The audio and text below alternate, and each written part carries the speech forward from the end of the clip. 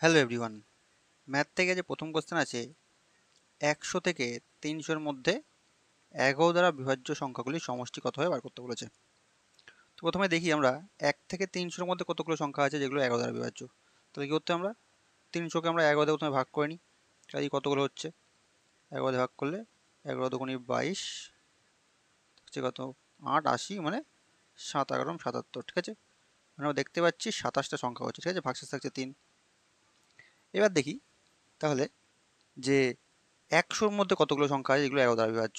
তোমরা এখানে ডাইরেক্ট করতে পারবো। 100-কে যদি আমরা 11 দিয়ে ভাগ করি আমরা জানি 9 11 99 আসে, ঠিক আছে। মানে 9টা সংখ্যা যেগুলো কি 100-র মধ্যে আছে। তাহলে টোটাল 1 থেকে 300-র মধ্যে মোট 27টা আছে, আর 100-র মধ্যে মোট 9টা আছে। তাই নিশ্চয়ই বাকিটা 200 থেকে 300 এই 100 থেকে 300-র মধ্যে আছে। তাহলে এখান থেকে 9 বিয়োগ করে দাও, তাহলে মোট কটা সংখ্যা থাকছে? 18টা সংখ্যা থাকছে, ঠিক আছে। 18টাকে আমরা n দ্বারা ডিনোট করি, n ইজিক্যাল টু আমরা বলতে পারি 18, ঠিক আছে। এবার এখান থেকে আমরা একটা সূত্র ইউজ করব, সেটা হলো n/2 into first plus last. First আর লাস্টটা কি জিনিস? ফার্স্ট হলো 100-র পরে কোন সংখ্যাটা যেটা কিনা 11 দ্বারা বিভাজ্য। তো 100-র পরের সংখ্যা হয়ে যাবে কত? 110, যেটা 11 দ্বারা বিভাজ্য। আর লাস্ট সংখ্যা কি হয়ে যাবে? লাস্ট সংখ্যা হয়ে যাবে দেখো 300 থেকে এখানে 3 ভাগ শেষ ছিল, তাই তো। 300-কে 3 বিয়োগ করো মানে 297, এটা হয়েছে লাস্ট সংখ্যা। তাহলে এখানে n ইজিক্যাল আমরা বলেছি কত? 18, 18/2 ইন্টু ফার্স্ট হচ্ছে 110 প্লাস লাস্ট হচ্ছে 297, ঠিক আছে। তাহলে এটা হচ্ছে 9 থাকছে এখানে, আর এখানে 300 307 আর 407 হচ্ছে, ঠিক আছে। তো গুণ করে দাও, 7 নং 63, 4 নং 36, মানে 3663, এটা হয়ে যাচ্ছে আমার অ্যান্সার, তাদের সমষ্টি, ঠিক আছে। অপশান 363 অপশান এতে আছে। বোঝা গেল? চলো পরের কোশ্চেন দেখা যাক।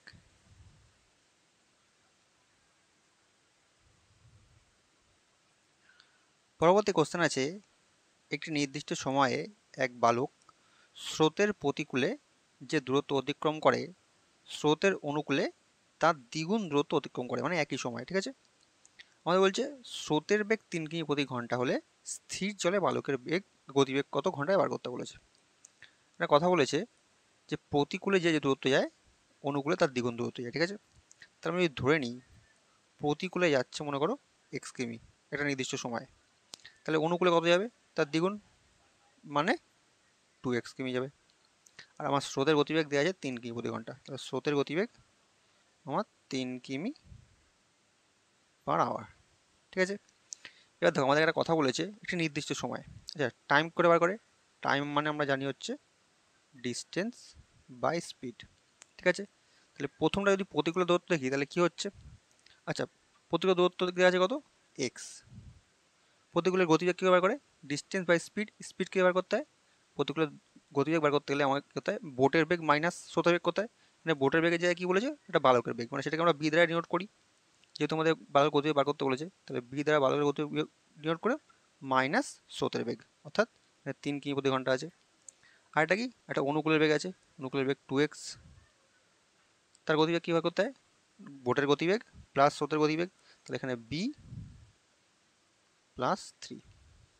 এই দুটো সময় একই সময় বলেছে, দুটো সমান হয়ে যাবে, দুটো টাইম।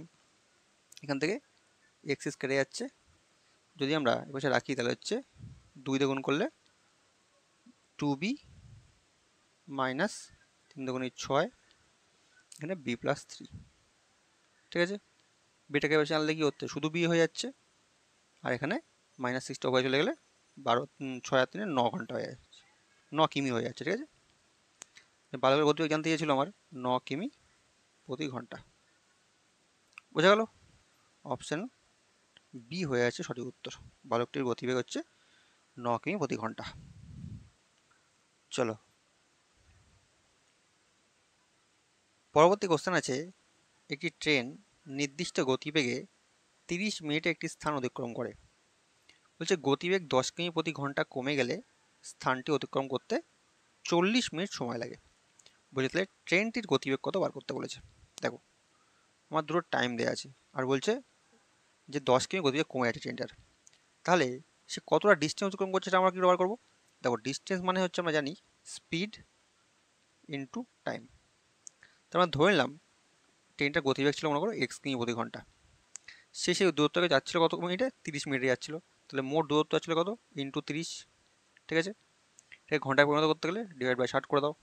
ঠিক আছে, আর একই দূরত্ব বলছে যখন যাচ্ছে তখন কি গতিবেগ 10 কিমি কমে যাচ্ছে। ঠিক আছে, পরের বার তাহলে প্রথমবার ছিল এক্স, এবার হয়ে যাবে এক্স মাইনাস 10, গতিবেগ 10 কিমি কমে যাচ্ছে, যার ফলে সেই দূরত্বটা সে যাচ্ছে 40 মিনিটে। ইন্টু 40 মিনিট, ঘন্টায় পরিণত করতে গেলে 60 দিয়ে ভাগ করে দাও। এই দুটো দূরত্ব সমান। ঠিক আছে, 60 কাটা যাচ্ছে, শূন্য কাটা শূন্য কাটা, তাহলে বাইরে থাকছে 3x is equal two 4x minus 10 মানে 40, সরি। তাহলে এই পাশে 4x নিয়ে আসলে মাইনাস এক্স থাকবে, এখানে থাকছে মাইনাস 40। তাহলে x is equal to minus minus উঠে যাচ্ছে, তাহলে এক্স ইজিক্যাল টু আমরা পাচ্ছি হচ্ছে 40 কিমি প্রতি ঘন্টা। মানে ট্রেনটার গতিবেগ হচ্ছে 40 কিমি পার আওয়ার। বোঝা গেল? চলো পরের কোশ্চেন দেখা যাক।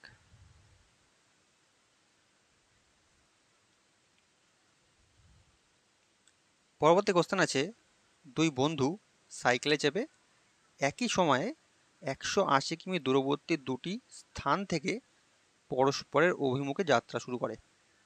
বলছে তাদের গতিবেগ 5 কিমি প্রতি ঘন্টা এবং 7 কিমি প্রতি ঘন্টা। ঠিক আছে, একজনের 5 কিমি প্রতি ঘন্টা, একজনের 7 কিমি প্রতি ঘন্টা। বলছে 9 ঘন্টা পরে তাদের মধ্যে দূরত্ব কত থাকবে বা কত হবে তা জানতে চলছে। দেখো দুটো বন্ধু দুই দিক থেকে আসছে, মনে করো এ স্থান এখানে, এখানে বি স্থান। ঠিক আছে, এটা একে অপর দিকে আসবে, পুরোটা দূরত্ব বলছে 180 কিমি প্রতি ঘন্টা, এই 180 কিমি পুরো দূরত্ব। আর একটা বন্ধু এপাশ থেকে যাচ্ছে, যার গতিবেগ 5 কিমি প্রতি ঘন্টা, আর একটা বন্ধু অভিমুখে আসছে বলছে, মানে এইদিকে আসছে, তার গতিবেগ 7 কিমি প্রতি ঘন্টা। ঠিক আছে, যেহেতু একে অপরের বিপরীত দিকে আসছে তার মানে কী হবে, তাদের রিলেটিভ স্পিড যোগ হয়ে যাবে। ঠিক আছে, তাদের রিলেটিভ স্পিড যাবে 5 প্লাস 7 মানে 12 কিমি প্রতি ঘন্টা, মানে 1 ঘন্টায় তারা 12 কিমি প্রতি ঘন্টা রিলেটিভ স্পিড হয়ে যাচ্ছে। আমাকে জানতে চেয়েছে 9 ঘন্টা পর যেমন দূরত্ব কত থাকবে। তাহলে 9 ঘন্টায় তারা কত দূরত্ব অতিক্রম করছে দেখে নিই, ইন্টু 9 করে দাও। 9 × 12 108 কিমি দূরত্ব তারা অতিক্রম করে ফেলছে। তাহলে দূরত্ব তার মধ্যে কত বাকি থাকবে? টোটালটা 180, তার থেকে যদি 108 বিয়োগ করে দিই, 180 থেকে 108 বিয়োগ করে দাও, তাহলে কত দূর থাকছে? থাকে যাচ্ছে 72 কিমি। এটা আমাদের বার করতে বলেছে। 9 ঘন্টা পর তাদের মধ্যে দূরত্ব কত থাকবে? থাকবে হচ্ছে 72 কিমি। কিমি হবে এটা, অপশান ডি হয়ে যাচ্ছে সঠিক উত্তর। চলো পরের প্রশ্ন দেখা যাক।